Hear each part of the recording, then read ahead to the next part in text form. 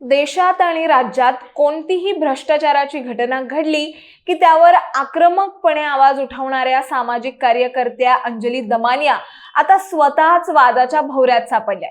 त्याचं कारण असं की सामाजिक कार्यकर्त्या अंजली दमानिया यांचे पती अनीश दमानिया यांची राज्य सरकारच्या मित्रा म्हणजेच महाराष्ट्र इन्स्टिट्यूशन फॉर ट्रान्सफॉर्मेशन या थिंक टँक संस्थेच्या मानद सल्लागारपदी नियुक्ती झाली आहे। होय, ही नियुक्ती होताच राजकीय पक्षांमध्ये अंजली दमानियांवर टीका होणं सुरू झालंय।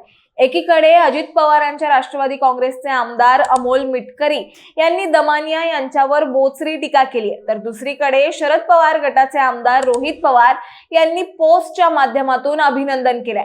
त्यामुळे हे नेमकं प्रकरण काय आहे आणि या वादाच्या केंद्रस्थानी असलेली मित्रा संस्था नेमकी काय काम करते आणि महत्त्वाचं म्हणजे ही नियुक्ती का वादग्रस्त ठरली आहे याबद्दलच आपण सविस्तर जाणून घेणार आहोत या व्हिडिओच्या माध्यमातून। दरम्यान तुम्ही चॅनलवर नवे आला असाल तर इकडे खाली दिसत असलेल्या सबस्क्राइब बटनवर तेवढं क्लिक करा आणि महत्त्वाचं म्हणजे व्हिडिओ शेवटपर्यंत नक्की बघा।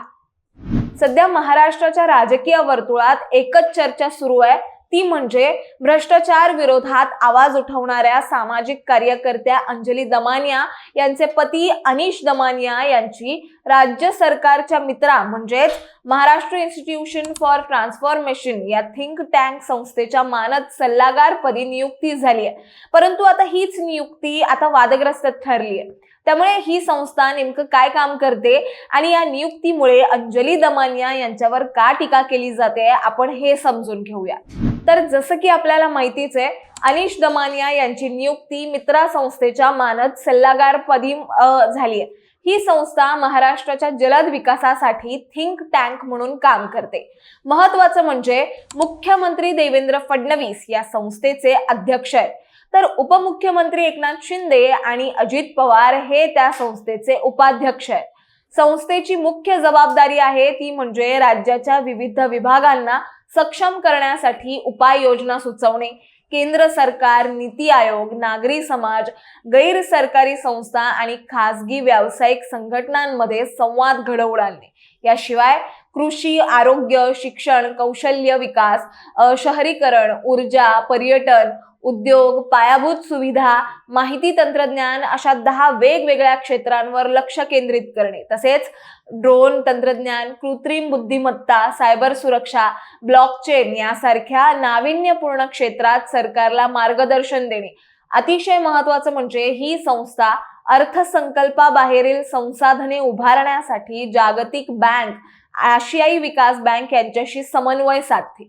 आणि अंजली दमानिया यांचे पती अनीश दमानिया हे FICCI म्हणजेच federation of Indian chambers of commerce and इंडस्ट्रीजचे सदस्य आहेत आणि ते त्यांच्या ऑफिस मधले तिसरे व्यक्ती आहेत जे FICCI मध्ये सामील झाले।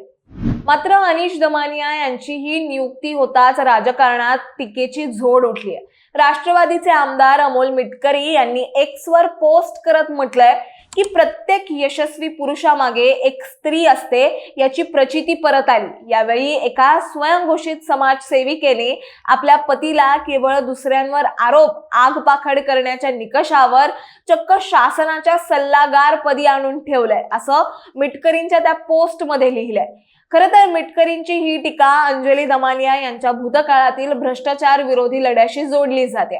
दमानिया यांनी आतापर्यंत अनेक मंत्र्यांची भ्रष्टाचार प्रकरणं उघडकीस आणली आहेत, ज्यात राष्ट्रवादीच्या नेत्यांचाही समावेश आहे। उदाहरण द्यायचंच झालं तर माजी मंत्री धनंजय मुंडे यांच्या अडचणी वाढवण्यात दमानिया यांचा मोठा वाटा होता। दुसरीकडे अमोल मिटकरी यांच्या आधी रोहित पवार यांनी X पोस्ट करत अंजली दमानिया यांना अभिनंदन दिले। त्या पोस्टमध्ये असं म्हटलंय की महाराष्ट्र सरकारची थिंक टँक असलेल्या मित्रा या संस्थेवर मानद सल्लागारपदी अनीश दमानिया यांची नेमणूक झाल्याबद्दल अभिनंदन।